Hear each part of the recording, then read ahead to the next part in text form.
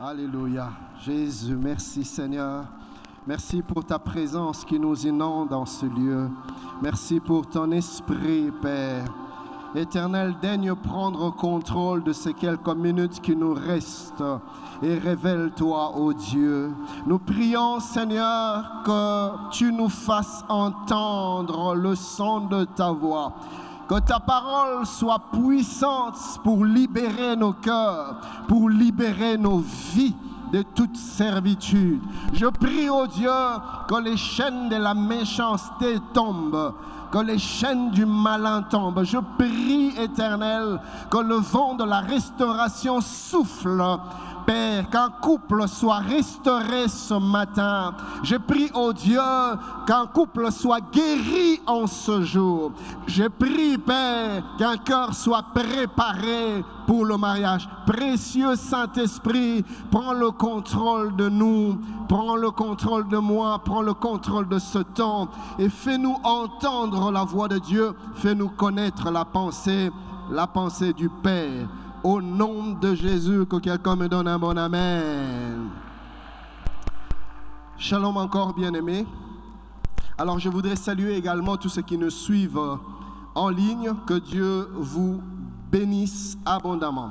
Alors, comme cela a été annoncé, comme vous le savez, le thème autour duquel nous serons en train de nous entretenir pendant les quelques séances déjà à partir d'aujourd'hui et les jours qui arrivent et le suivant, Akab et Jézabel, type de couple dysfonctionnel. Type de couple dysfonctionnel. Alors nous allons donc partir du couple de ces deux personnages bibliques, Akab et Jézabel, pour ressortir certains dysfonctionnements, des dysfonctionnements destructeurs dans la vie conjugale.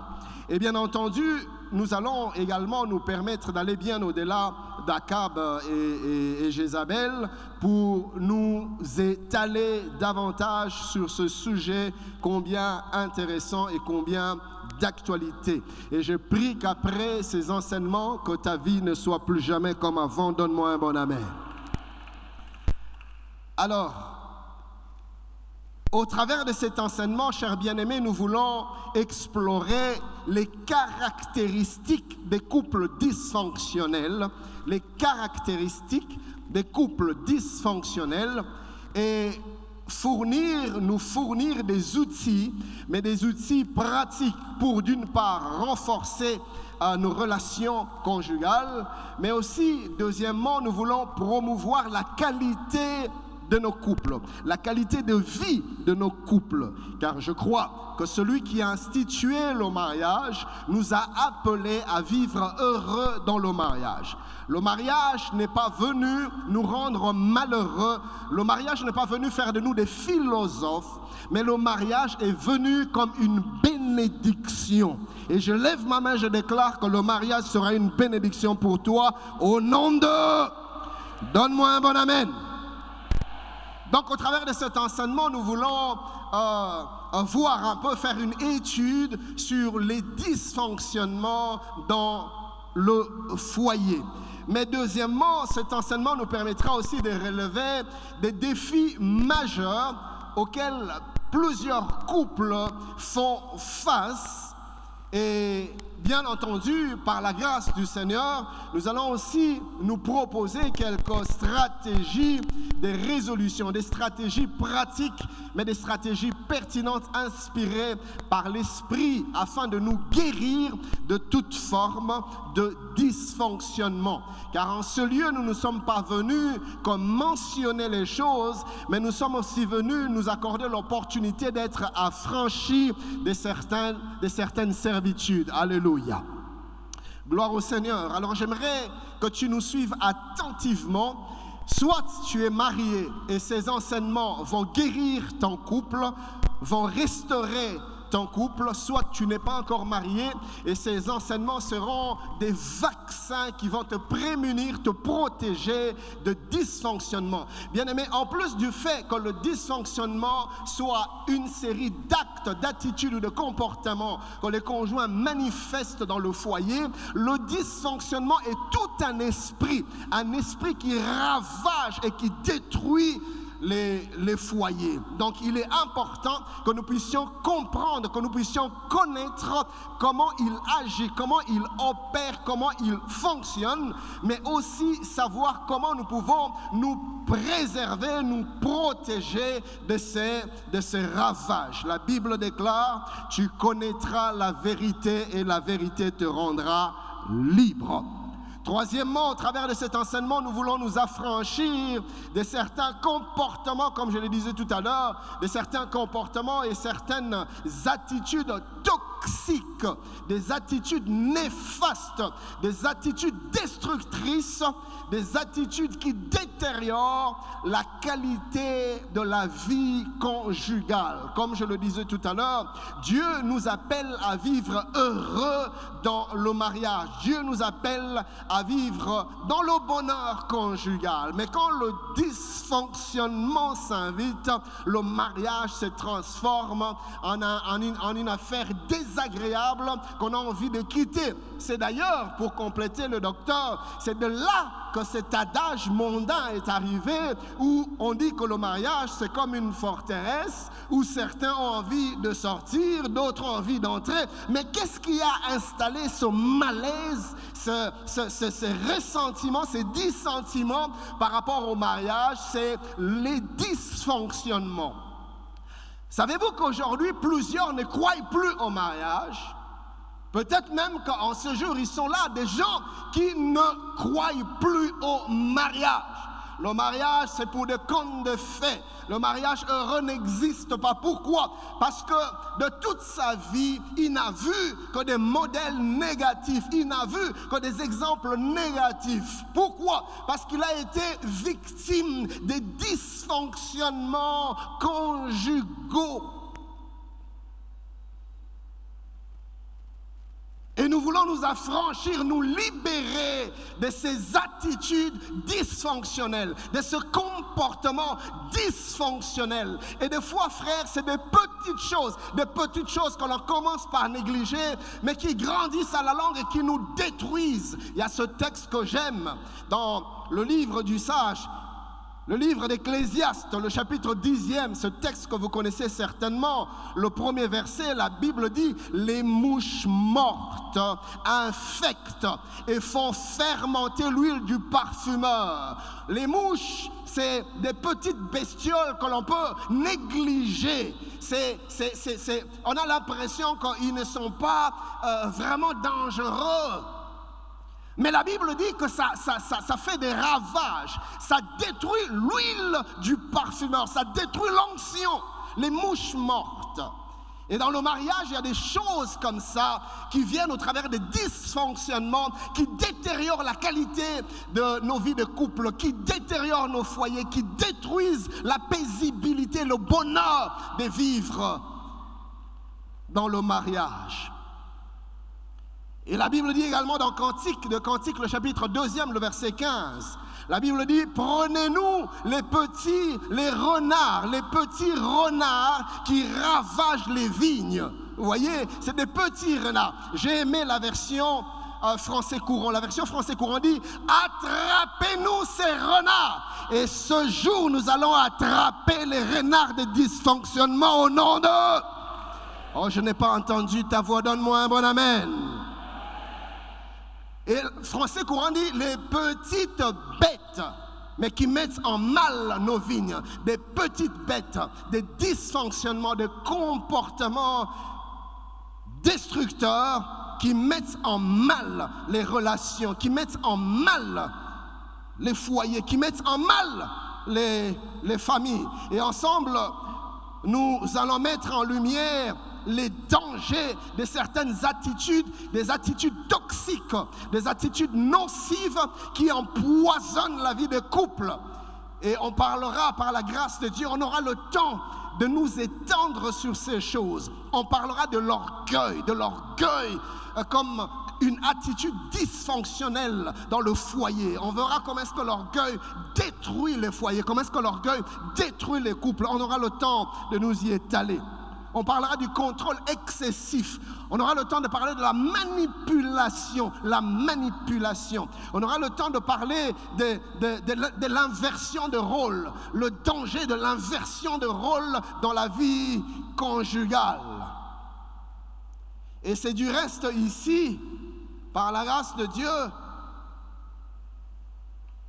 que je toucherai le danger de la crise ou du manque de personnalité masculine, le manque de personnalité de l'homme dans le foyer. Combien c'est dangereux d'avoir dans une maison, dans un mariage, un homme, un époux en crise d'identité, en crise de personnalité, en crise de caractère. Et là, nous allons nous appesantir sur le couple d'Akab et de Jézabel, et nous allons voir les dégâts qu'il y a eu au sein de ce couple parce que l'homme n'a pas su être homme. Et il a oublié de jouer son rôle d'homme. Il a oublié ses responsabilités. Et au même moment, nous allons voir comment est-ce que la femme s'est mise à usurper les fonctions que Dieu ne lui a pas reconnues. Vous voyez? Donc, ce genre d'inversion de rôle emmène des dysfonctionnements qui détruisent le mariage, qui déstabilisent les foyers.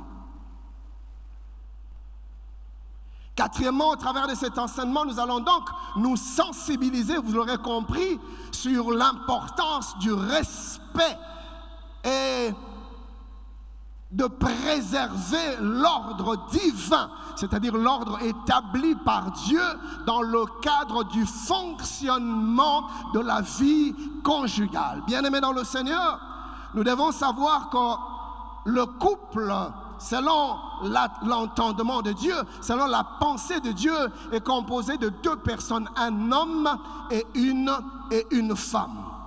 Et les deux conjoints sont tenus non seulement de reconnaître, mais aussi et surtout de respecter les rôles et les responsabilités respectives que l'initiateur, l'instituteur du mariage a assigné à l'un et à l'autre. Et ces rôles, ces responsabilités garantissent l'épanouissement et maintiennent le bon équilibre de la vie familiale. Et dès l'instant que ces fondements sont renversés, c'est la maison qui s'écroule, c'est le foyer qui s'écroule, c'est le mariage qui s'écroule et sombre dans toutes sortes de dysfonctionnements destructeurs. Nous allons nous y appesantir. Cinquièmement, au travers de cet enseignement, nous voulons nous aider les couples à reconnaître, à comprendre et à surmonter les obstacles qui peuvent entraver leur épanouissement. Il y a des choses qui nous empêchent de vivre de mariage heureux. Il y a des choses qui nous empêchent de vivre de mariage épanoui. Il y a des choses qui ont brisé nos rêves. Avant de te marier, tu avais une vision du mariage. Tu avais un rêve. Tu voyais ton mariage d'une certaine manière. Mais voilà que tu es entré aujourd'hui, des jours plus tard, des semaines, des mois et des années plus tard, tu salues tes rêves de loin. C'est des visions que tu n'as jamais vues s'accomplir. Pourquoi? Parce qu'il y a des choses qui t'ont empêché de vivre le bonheur que Dieu a prévu pour toi. Et je proclame et je déclare la restauration de ton foyer dans le nom de Jésus. Ce message, chers bien-aimés, s'adresse aux mariés. Nous voulons par cet enseignement dire que ce soit aux nouveaux mariés, aux jeunes mariés, que ce soit aux vieux, aux anciens mariés. Nous voulons par cet enseignement leur dire, ou plutôt nous dire, qu'une relation conjugale épanouissante et harmonieuse ne s'improvise pas. On ne se réveille pas un matin et on est surpris d'être dans un foyer stable. On ne se réveille pas un bon matin et se rendre compte que voilà on est heureux, que voilà on est harmonieux, que voilà on est équilibré, que voilà, on vit le bonheur. Ça, ce n'est pas de l'improvisation. Mon ami, plusieurs couples de nos jours sont devenus des couples à problème, des couples dysfonctionnels, des couples sous tension. Pourquoi? Parce qu'ils ont cru que l'harmonie s'établissait toute seule, que tu n'as rien à faire, que que ton couple deviendra harmonieux.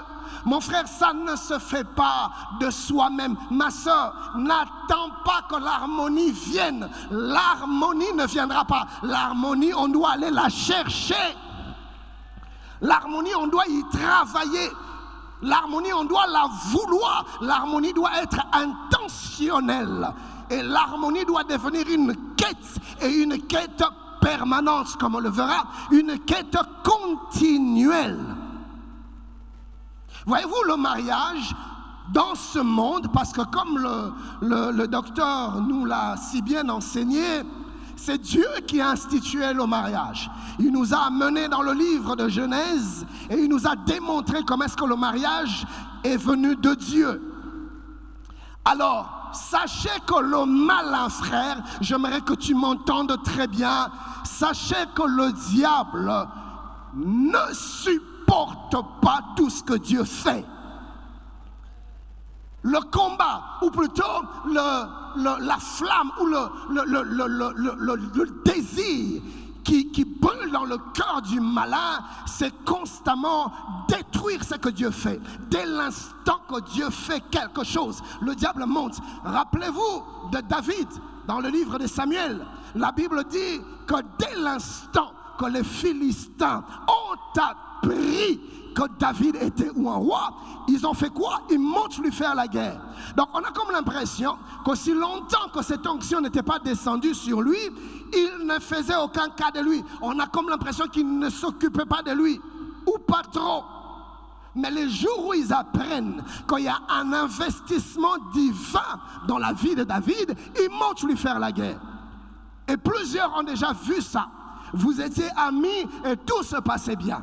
Et même que vous étiez fiancés et tout était très bien. Mais dès le jour où vous vous passez la bague au doigt, vous avez comme l'impression que ce n'est plus la même chose. Mais c'est normal, parce qu'en ce moment-là, le malin se déchaînait. Voilà pourquoi, mon ami, si tu continues à être distrait et à ignorer le fait que ton foyer, que ton mariage est une cible favorite du malin, tu continueras à subir ce que Dieu n'a pas destiné pour toi. Il est important que tu en sois conscient.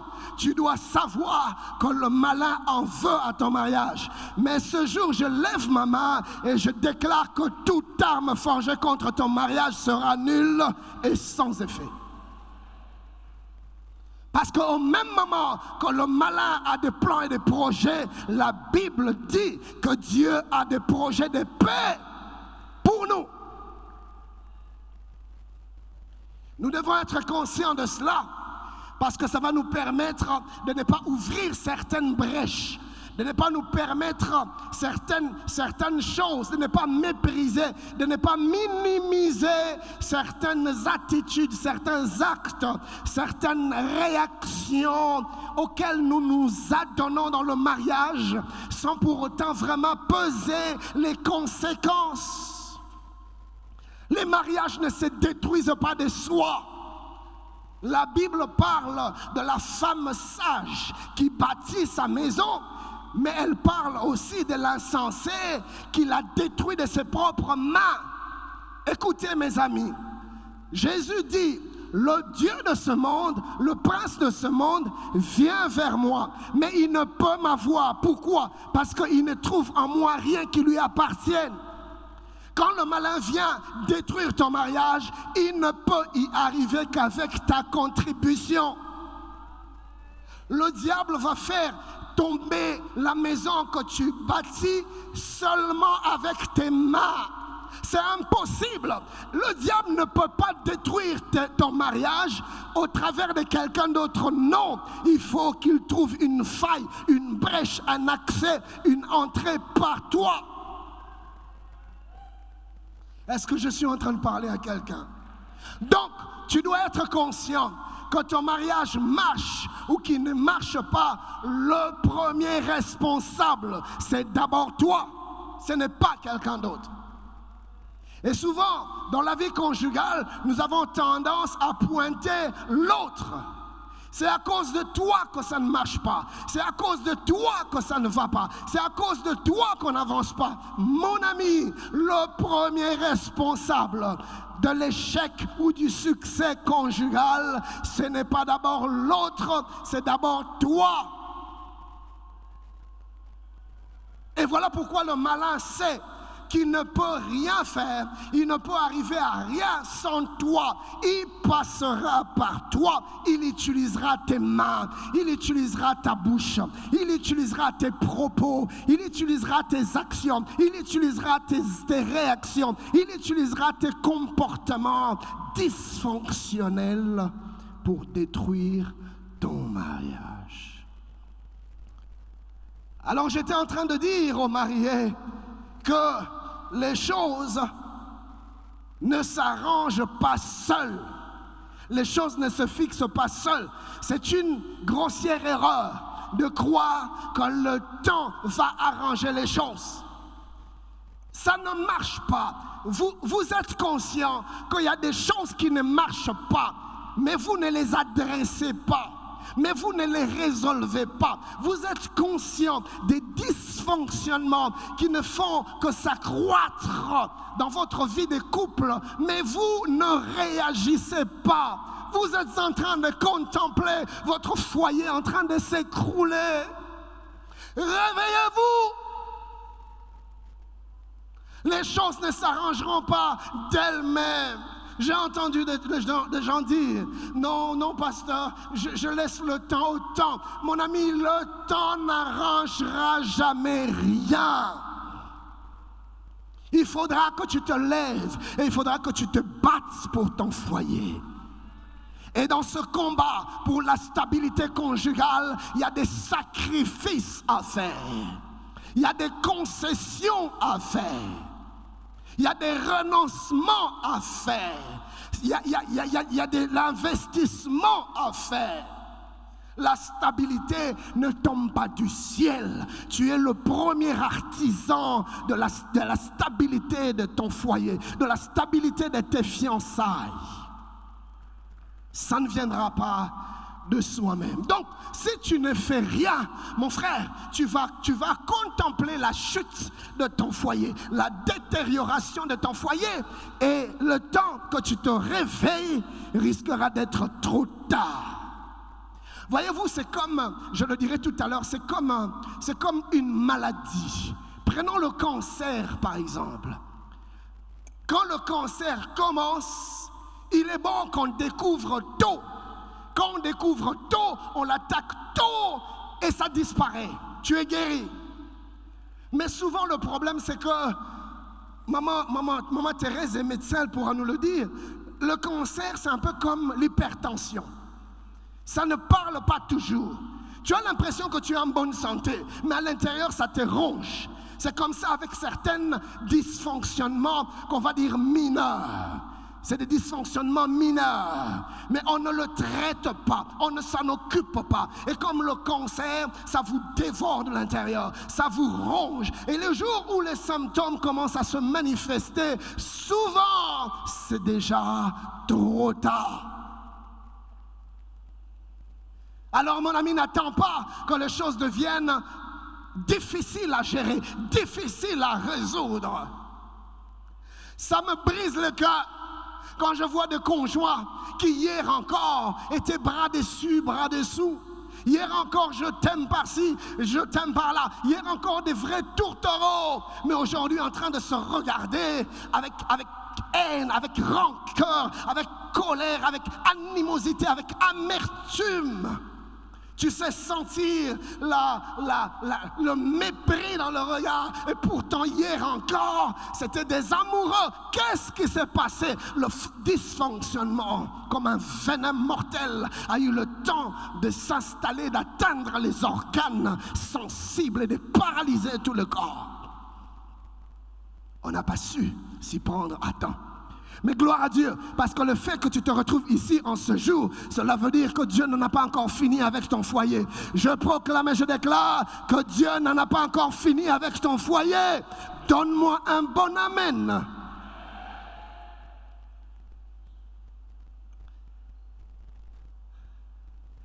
Un couple où les deux conjoints ne travaillent pas de manière intentionnelle pour cultiver, entretenir et maintenir l'harmonie et l'équilibre conjugal au quotidien ne tardera pas à devenir dysfonctionnel. Le dysfonctionnement ne vient que là où on ne fait rien, là où on ne réagit pas. Voyez-vous, chers bien-aimés, j'étais en train de dire que le mariage est venu de Dieu.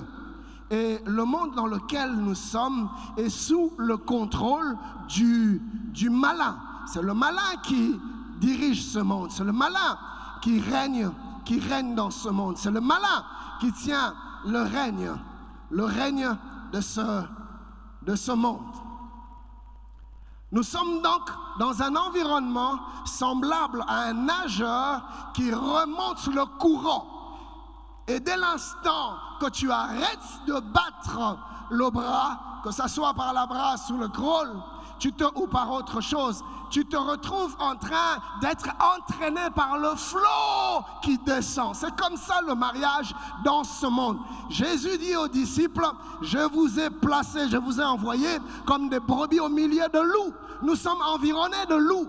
Le malin veut nous détruire, il veut détruire nos conjoints, il veut détruire nos foyers, il veut détruire nos enfants, il veut détruire nos maisons, il veut détruire nos familles. Alors, c'est le flot qui nous emporte, le flot de l'adultère, le flot de l'infidélité, le flot de l'orgueil, le flot de tous ces mots qui détruisent les couples, de tous ces dysfonctionnements qui détruisent les couples.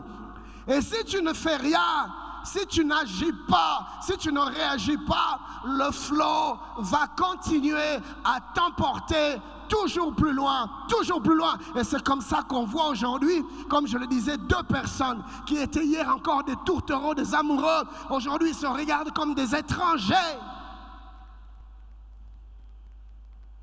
Qu'est-ce qui s'est passé? Le flot les a emportés, le flot les a séparés.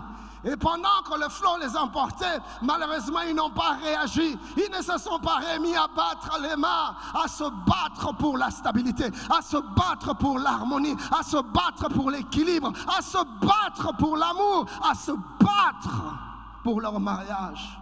Ils ont laissé le flot les emporter. Mon ami, bats-toi pour ton mariage. Et docteur, ce qui est pire encore dans cette affaire, c'est que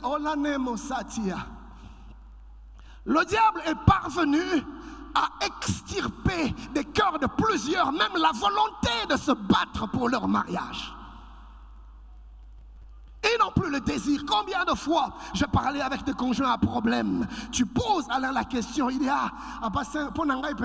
et si la caca? Le malin a réussi. Le venin a tellement agi qu'il a paralysé même le désir de restauration. Il a enlevé l'espoir. Le diable a réussi à enlever de ton cœur la foi, l'espérance que c'est encore possible. Car avec Dieu, tout est toujours possible. Écoutez, si Dieu a été capable par son fils Jésus d'appeler Lazare qui était déjà au tombeau en train de mourir et Lazare est sorti vivant, c'est pas ton mariage que l'Éternel sera incapable de ramener à la vie. Quand le malin ne place pas, ne te décourage pas. J'entends des gens dire, non mais pasteur, on a déjà tout tenté, ça ne sert plus à rien. Avec Dieu, c'est toujours possible. Toujours possible. Toujours possible. Ce n'est pas en vain que Dieu vous a mis ensemble. C'est pour une destinée. Dieu ne fait jamais rien au hasard. Il fait toujours tout pour un but. La Bible déclare qu'il n'est pas donné à l'homme qui vit de conduire ses pas. C'est Dieu qui guide le pas de l'homme. Ce n'est pas en vain qu'un jour ton chemin a croisé celui de ton mari, celui de ton épouse. Et vous vous êtes mis ensemble, vous avez commencé à cheminer ensemble dans une destinée que Dieu a voulu. Et le malin, voyant le projet, le plan, le programme de Dieu pour vous, est venu s'intercaler entre vous et votre destinée. Ne le laissez pas faire. Suis-je en train de parler à quelqu'un? Quand même des fiançailles qui se sont arrêtées en chemin. Et voilà, rapidement on dit, oh, on n'était pas destinés l'un pour l'autre. Non, vous étiez bien destinés l'un pour l'autre. Mais vous avez laissé la mauvaise semence du dysfonctionnement vous éloigner, vous séparer, vous briser. Et le Seigneur nous a mis à cœur de parler du dysfonctionnement afin que certains drames, certaines tragédies que l'on vit aujourd'hui ne se produisent, ne se reproduisent plus jamais. Et je crois qu'au travers de cet enseignement, le Seigneur va le faire. Dieu va guérir plusieurs. J'en ai reçu la conviction dans mon cœur. Dieu va guérir plusieurs. Et même tout à l'heure, on va prier un peu pour la restauration des cœurs. Il y en a ici des conjoints qui n'ont plus aucun amour pour leur partenaire. L'amour s'est dissipé. Mais ce n'est pas volontaire. Ils n'ont pas voulu que l'amour disparaisse. Non, c'est avec le temps un cumul de dysfonctionnement qui a effrité petit à petit la flamme de l'amour qu'il y avait dans le cœur. Et aujourd'hui, le feu s'est complètement éteint. Les cœurs sont devenus froids. Mais nous servons un Dieu capable de rallumer le feu de l'amour, même là où il est éteint. Oh, je pensais que tu allais me donner un bon amen. Mais voyez-vous, chers bien-aimés, le feu non plus ne s'éteint pas de soi. La Bible dit, faute de bois, le feu s'éteint. Les choses ne s'arrangeront pas d'elles-mêmes. Tu dois amener le bois pour maintenir et entretenir le feu. Quand on n'entretient pas, quand on ne travaille pas, quand on n'est pas actif volontairement, intentionnellement pour l'harmonie de son foyer, c'est le dysfonctionnement, c'est des frustrations, c'est des déchirements, c'est des amertumes. Je parlerai aux mariés, mais je parlerai également aux fiancés. Nous voulons dire que cet enseignement est une opportunité de vous préparer à entrer dans le mariage avec des bases solides, à entrer dans le mariage avec des compétences essentielles pour bâtir des relations saines, des relations durables, des relations qui durent, pas des relations qui commencent et qui s'arrêtent en chemin. Je lève ma main, je déclare que ta relation ne s'arrêtera pas en chemin. Je refuse cela au nom de Jésus. Donne-moi un bon amen.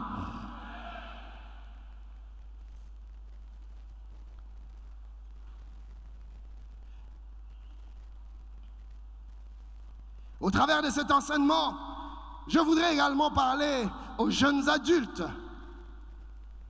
Nous voulons vous donner des clés qui vous permettront d'avoir suffisamment de sagesse pour établir ce fondement solide pour vos relations futures. Des clés qui vous donneront la sagesse, non seulement d'identifier, mais aussi d'éviter les pièges du dysfonctionnement. Cet enseignement a pour ambition de nous donner deux opportunités. Je parle aux fiancés et aux grands jeunes. Premièrement, l'opportunité d'apprendre afin de ne pas tomber dans les mêmes erreurs que ceux qui vous ont précédés. Ce n'est pas la volonté de Dieu.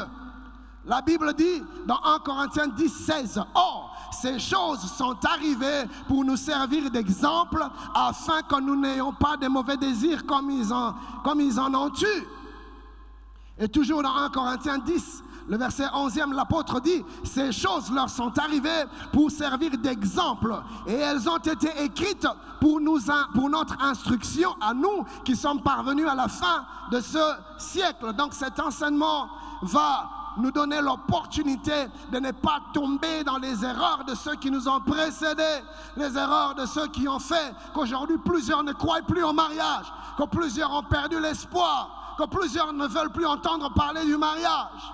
Pourquoi? Parce que certains ont fauté et plusieurs ont été endurcis. Mais c'est possible. Et je crois, chers bien-aimés, que dans cette génération, en plein milieu de la détérioration de l'image initiale du mariage, je crois que dans cette génération et ici même, le Seigneur est en train de susciter une génération de missionnaires qui vont redorer l'image du mariage. À cause de toi, Olanezotaya, je lève ma main, je déclare que ton mariage sera une référence. Ton mariage sera une source d'inspiration. À partir de toi, les jeunes croiront encore au mariage. À partir de toi, les jeunes espéreront encore à vivre des vies de couple heureuses au nom de... Donne-moi un bon amen et cette onction descend sur toi. Oui, Dieu est en train de susciter cette race d'hommes et de femmes qui vont s'aimer et qui vont s'aimer véritablement, sans hypocrisie. Pas ces gens d'amour, de facettes, pour que les gens voient, pour que les gens nous acclament. Mais alors que dans le secret, on en est loin de tout ça. Non, mais un amour véritable, que ce soit en secret, que ce soit en public. Oui, c'est possible, frère. J'ai entendu des gens dire, pasteur Binobozo Simbanawana, ça, on a entendu ça longtemps. Ça va faire presque 20 ans, 19 ans, qu'on a entendu ça avec ma femme. Un jour, on entrait à l'église. Et je tenais, c'était le jour après notre mariage. Et je tenais ma chère et tendre femme à la main. Et on entrait à l'église. Et quelqu'un a dit, et aussi là, frère, jusqu'aujourd'hui, nous continuons à vivre comme des fiancés. Nous continuons à vivre comme des fiancés. Ce qui est possible pour nous est aussi possible pour toi. La Bible déclare, Dieu ne fait exception de personne. Dieu n'a pas d'enfant chéri. Ce qu'il fait pour les uns, il peut le faire pour tous. Je lève ma main, je déclare que ton couple sera un couple modèle au nom de... C'est à cela que Dieu t'appelle. Et dans cette génération, le Seigneur est en train de susciter des jeunes gens, des jeunes filles qui vont redorer le blason du mariage. Alléluia.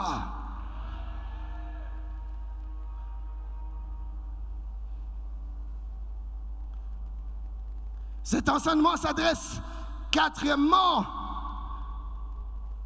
aux pasteurs, aux hommes de Dieu, à ceux qui prêchent la parole, aux conseillers conjugaux, aux encadreurs de couple. Cet enseignement permettra à cette catégorie de personnes d'obtenir de l'inspiration et des conseils solides pour accompagner et soutenir les couples dans nos communautés, dans leur cheminement conjugal. Dieu veut nous équiper pour cet office, pour ce ministère. Cet enseignement donnera aux pasteurs, aux conseillers conjugaux, aux encadreurs de couple, premièrement, la capacité de reconnaître les signes, les indicateurs de dysfonctionnement dans une relation. Et pas seulement cette catégorie, mais cet enseignement nous donnera aussi à nous les indicateurs, les signaux. Il y a des choses qui ne mentent pas, il y a des choses qui ne trompent pas. Quand vous le voyez, c'est comme des bips d'alarme, c'est comme des signalisations. Réveillez-vous, travaillez, le dysfonctionnement est en train de frapper à la porte. Réveillez-vous, réagissez. Cet enseignement nous permettra de reconnaître ces feux, ces signaux, ces signalisations. Car bien souvent, nous les avons vus. Nous avons vu qu'il y avait des sonnettes d'alarme. Mais nous sommes restés indifférents. Et malheureusement, c'est 2 jours plus tard qu'on réagit, mais le mal est devenu un peu plus profond qu'avant. Et quand on reconnaît les signaux, les indicateurs des dysfonctionnements, on sait s'arrêter et on sait les traiter.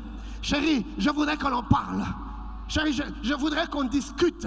Il y a des choses qui commencent à se passer dans notre maison qui sont des signaux. J'entends des sons, des sonnettes d'alarme. Le dysfonctionnement commence à frapper à notre porte. Chérie, il faut qu'on parle. Il faut qu'on parle. Il y a des choses que l'on doit arranger maintenant avant qu'il ne soit trop tard. Mais comment allez-vous vous asseoir et en discuter si vous ne savez pas les reconnaître? Et au travers de ce message, nous allons voir que ces choses que des fois nous négligeons, mais qui sont déjà des indicateurs. Aujourd'hui, des couples sont en train de recoller des morceaux et ça devient complexe à gérer, des situations compliquées à arranger. Et pourtant, quand ça avait commencé, il y avait des signaux, il y avait des indicateurs qu'on a négligés. J'aime l'image que l'apôtre Dallo nous donne souvent. Il dit, mieux vaut tuer le poussin qui est dans l'œuf plutôt que d'avoir à courir après le coq plus tard. Quand les dysfonctionnements sont encore dans l'œuf, on peut les écraser, on peut les éteindre, on peut en finir. Et puis ça s'arrête là. Mais quand on néglige dans l'œuf, demain, on devra courir après, on devra transpirer après. Les efforts seront beaucoup plus considérables, plus d'énergie à dépenser.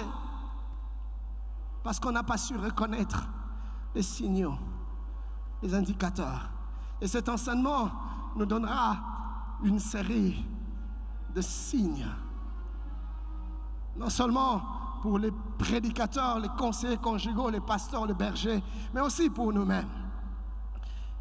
Et deuxièmement, cet enseignement, en parlant de cette catégorie des pasteurs, des conseillers conjugaux et des encadreurs de couple, cet enseignement nous donnera aussi la capacité d'offrir un soutien adapté. Car souvent, c'est ça le problème. Docteur Thérèse pourra mieux nous en parler.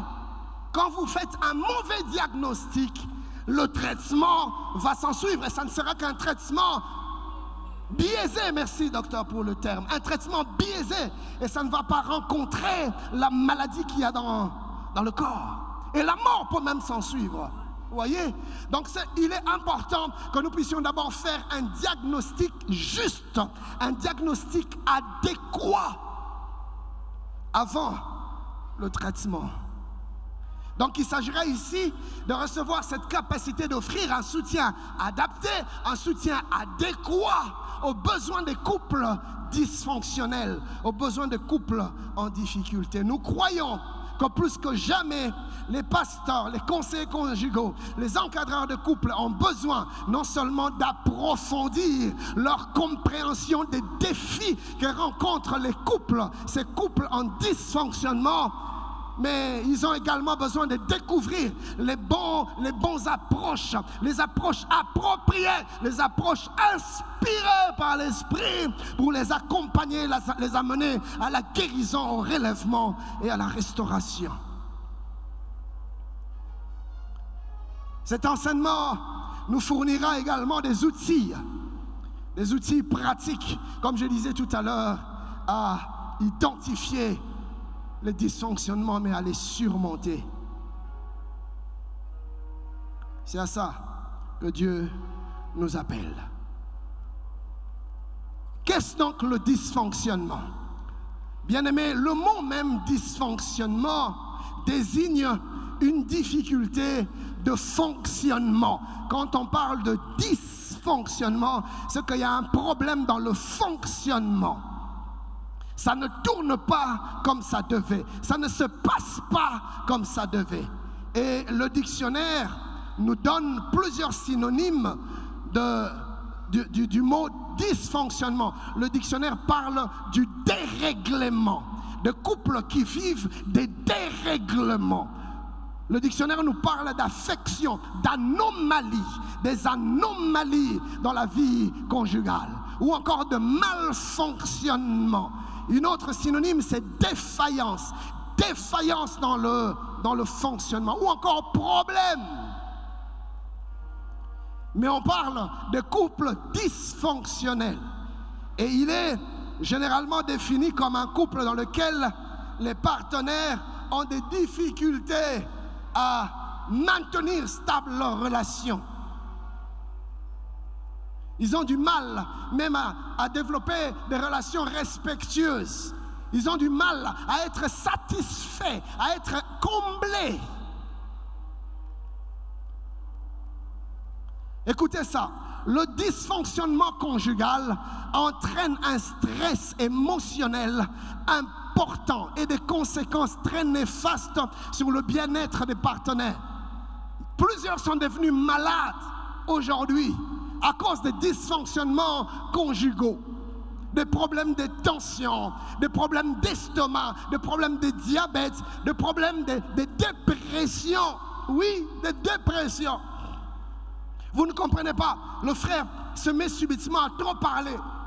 Il parle trop, il parle trop, il parle trop. Ah, mais c'est vrai qu'il parle, mais là, il y a quelque chose qui ne va pas. Il parle sans arrêt, il parle sans arrêt. J'ai vu un cas comme ça où les événements de la vie ont créé une dépression dans la vie de la sœur. Et je ne savais pas. J'ai eu du mal parce que je crois que le Seigneur m'aurait dit, mais j'étais distrait. Je n'ai pas su discerner que c'était une maladie qui s'était déjà installée. Et pendant que je parle avec elle, avec eux, le conjoint, la sœur qui généralement est de tempérament posé, respectueux, poli, la sœur se retourne vers son mari en le pointant de doigt. Non, belle. Et à un moment donné, le mari voulait parler, la sœur qui dit, tais-toi.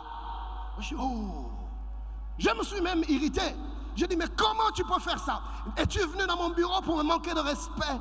Il dit, pardonne-moi papa, pardonne-moi pasteur. Et c'est après qu'on me dira, non pasteur, c'était un souci psychologique. Elle était sous une dépression. Et quand les dysfonctionnements s'installent dans le couple, des maladies viennent. Et on va aller dans des hôpitaux, on va gaspiller de l'argent dans des médicaments. Le problème ne sera jamais résolu. Pourquoi? Parce que le problème, c'est le dysfonctionnement. Bien aimé, le dysfonctionnement est un poison. Un poison destructeur. Et quand le dysfonctionnement s'installe, les conjoints ont régulièrement l'impression d'avoir fait le mauvais choix. Jonathan, tu te mets à remettre en question ton choix. Est-ce que j'ai fait le bon choix? Est-ce que c'était la bonne personne? Oui, c'était la bonne personne, mais le dysfonctionnement remet en question, en cause ton choix. Le dysfonctionnement. Quand le dysfonctionnement vient, le conjoint ne vit pas une vie de couple épanouissante. Ça devient trop lourd à porter. Le mariage devient une corvée, le mariage devient un poids, le mariage devient une pression. On devient incapable de résoudre le conflit de manière saine, de manière apaisée. Dysfonctionnement, incapable de communiquer et de se mettre d'accord. Personne ne veut se mettre à la place de l'autre. Dysfonctionnement. Personne ne se donne le temps de comprendre l'autre. Dysfonctionnement. Quand l'autre parle, celui-ci se prépare à répliquer. Et même qu'il essaye de fouiller, de fouiner dans le discours de l'autre, les failles sur lesquelles il peut s'accrocher pour avoir raison. Et c'est comme ça que vous allez voir deux conjoints dysfonctionnels en train de se disputer, mais ça va dans tous les sens. Yolo baki na nini? Yolo baki na mutu kawana te. Mutu kawana siko te onabimi. Mwana pesa ki na porte onabia. Mwana so kite na classe. Mwana so kite wana so foot na yo. Mwana so kite. Bona nini? Olinka ba camarade na yo bien. Et bon camarade yo camarade na yo wana. Siko yo camarade na yo. Vous voyez, ça part dans tous les sens. Pourquoi? Parce qu'on a nebokatia. Que Dieu nous aide. Je prie que cet esprit de dysfonctionnement puisse quitter ta vie de couple dans le nom de Jésus. Esprit de dysfonctionnement, c'est à toi que je parle. Tu ne détruiras pas ce foyer, tu ne détruiras pas ce couple, tu ne détruiras pas ce mariage. Ta mission a échoué, tu as été démasqué et je te brise et je te réprime au nom de Jésus. Les tapis manaya zota ou les kata nazi. le dysfonctionnement, on devient incapable d'empathie.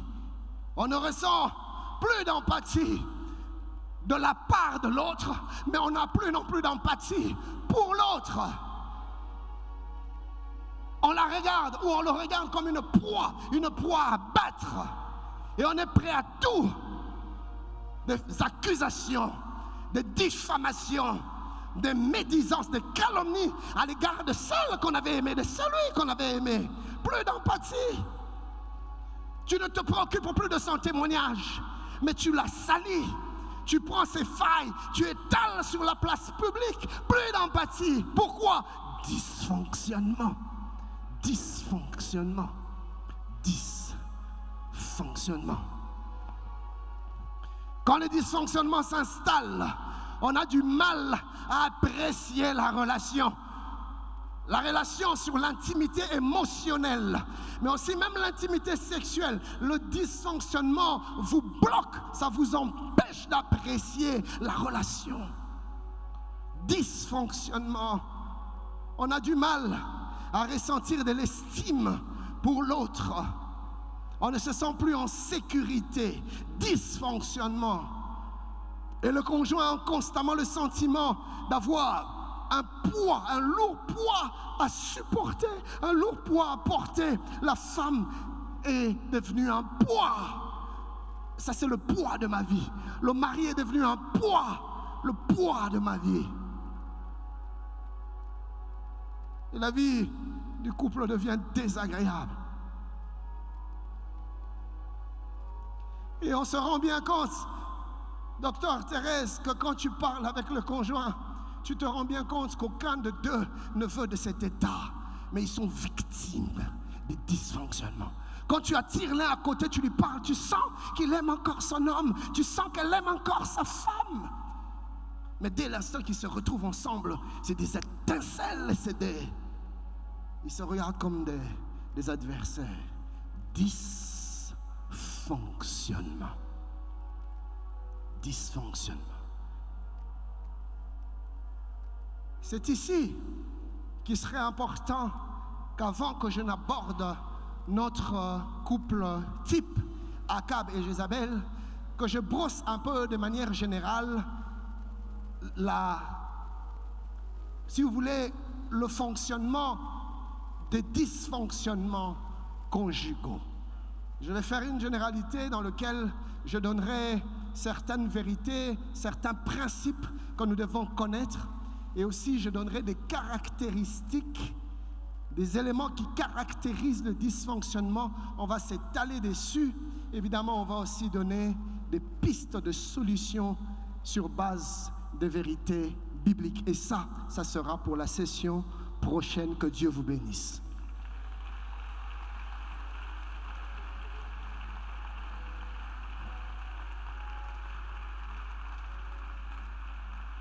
Alors que nous sommes arrivés à la fin de notre session de ce jour, j'aimerais que nous puissions nous lever et j'aimerais que nous puissions prier.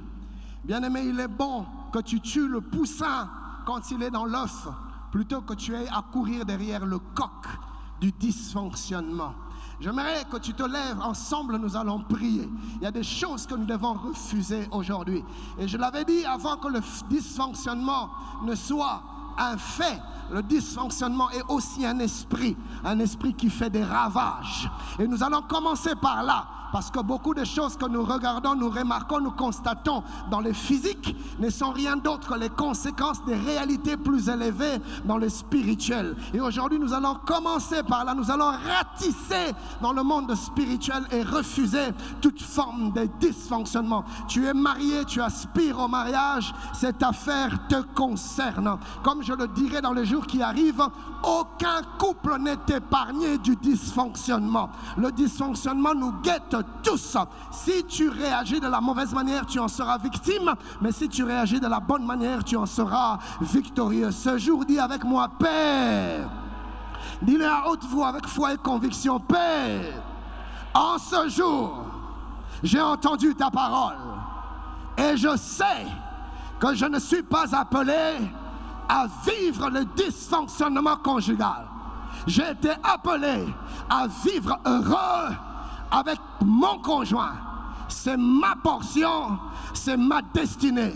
Voilà pourquoi je me lève et je déclare que l'esprit de dysfonctionnement n'atteindra pas mon couple. Je refuse cela.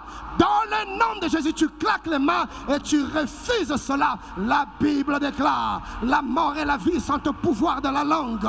Ce que tu lieras sur terre sera lié dans les cieux, et ce que tu délieras sur terre sera délié dans les cieux. Il y a des choses que tu dois refuser. Maintenant, le dysfonctionnement n'entrera pas dans ma maison. Mon foyer ne sera pas détruit. Mon mariage ne sera pas détruit. Le malin n'aura pas raison de moi. Je refuse cela. Je ne deviendrai pas l'adversaire de mon conjoint. Je refuse cela. Je ne me transformerai pas en opposant. Non, non, non, non, non. Le dysfonctionnement ne fera pas de moi l'ennemi de ma femme. Le dysfonctionnement ne fera pas de moi l'ennemi. Ozobeta maboko ozobondela. Refuse cela pendant qu'il est encore temps. Refuse cela avant qu'il ne soit trop tard. Refuse.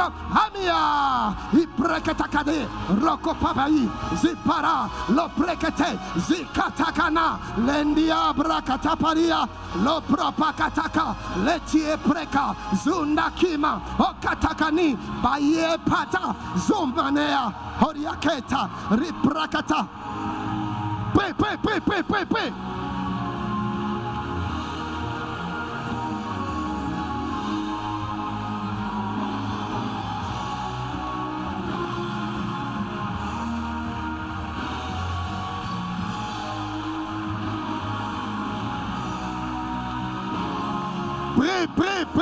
Prie. Si tu ne pries pas maintenant, demain ça risque d'être trop tard. Tu dois réagir maintenant. Tue le poussin dans l'œuf. Tue le poussin dans l'œuf. Tue le poussin dans l'œuf. Tue le poussin dans l'œuf. Aïe. Yabrekete la maladie. Soprokotapa. Zibrekataya. Lotaka. Lokata. Ipamima. Ekataya. Dans le nom de Jésus, je brise le dysfonctionnement. Je brise le dysfonctionnement. Je ne serai pas victime du dysfonctionnement. Amia, Elia Broka, Rokapa, Reprikata, Ro, Yabayade, Oyabani, Olia Bramia, Elia Bregaya, oh non, bien-aimés, nous allons faire Olakitsaya. Nous allons aller dans cette deuxième direction. Alors que nous avons refusé le dysfonctionnement, la Bible déclare, Dieu parlant à Jérémie lui dit: je t'ai établi afin que tu arraches, mais aussi afin que tu plantes, afin que tu renverses, mais aussi afin que tu bâtisses. Maintenant que nous avons refusé le dysfonctionnement, nous allons libérer l'harmonie dans nos foyers, dans nos fiançailles, l'équilibre, la stabilité, le bonheur. Dis avec moi: paix. Je le crois que dans ton amour, tu ne m'as pas appelé à être malheureux dans le mariage, mais à être heureux dans le mariage. Voilà pourquoi, au nom de Jésus, je proclame et je déclare l'harmonie, la stabilité, la fidélité, l'épanouissement, l'entente, la paix, le repos, la joie, le bonheur dans mon foyer. Au nom de... Tu claques les mains, tu les déclares sur toi. Aïe, ya brokata mai, brekata, rekata, robroya.